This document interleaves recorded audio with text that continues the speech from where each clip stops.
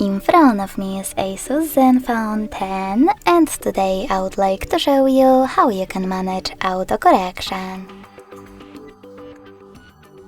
Begin by opening Devices Settings and scrolling all the way down to Access System.